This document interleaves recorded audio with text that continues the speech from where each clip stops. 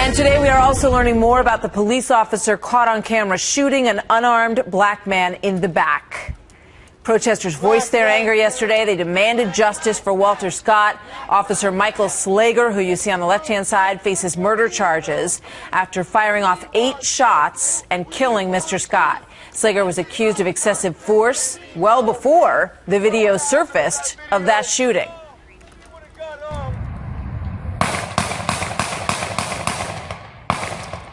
That's a horrible scene that was picked up on a witness's video, and it sent a wave of anger across the nation as people got a look at that yesterday morning. Now there's an effort underway to try to cool some of the tensions that have arisen from all this. The city is ordering all officers now to wear body cameras.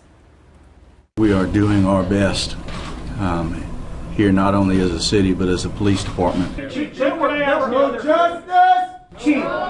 No justice! No peace! No justice! No peace! This has been a horrible tragedy within our community.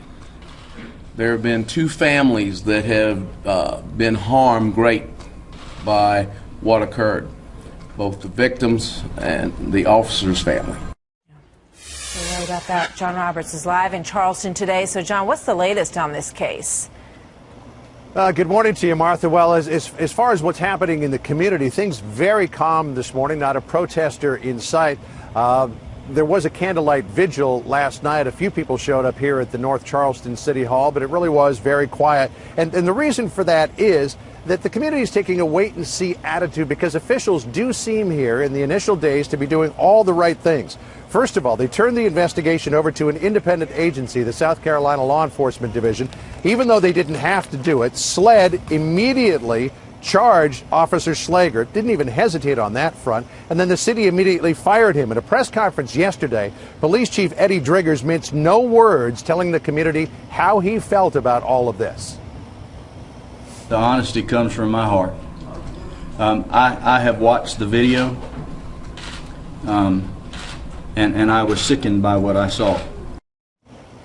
So what do we know about Officer Slager? Well, we do know that he worked as a waiter in Voorhees Township, New Jersey for a while. Then he joined the Coast Guard in 2003, working mostly out of Port Canaveral until 2009. He was part of a boarding team. He also did port security there, and then he joined the North Charleston Police Force in 2009. His record fairly clean. There was a complaint about the excessive use of force lodged against him in 2013. Apparently, he tasered an individual and wrestled that person to the ground. That person lodged a complaint, but he was exonerated of any wrongdoing and faced no discipline. We also know that he was marked as proficient with the taser, and he passed all of his weapons qualifications. The Coast Guard record seems to be so far pretty clean as well, Martha. All right, John. So what about the other side of this story, the Scott family? How are they holding up, and what's their reaction been? Well, as you can imagine, they're all pretty devastated. The mayor described them yesterday as upstanding members of the community here in North Charleston. And while they are mourning the loss of Walter Scott, they are taking some solace in the fact that the wheels of justice do appear to be turning in this case. And yesterday, the mayor, Keith Summey, said he would do everything he could to help the family through this.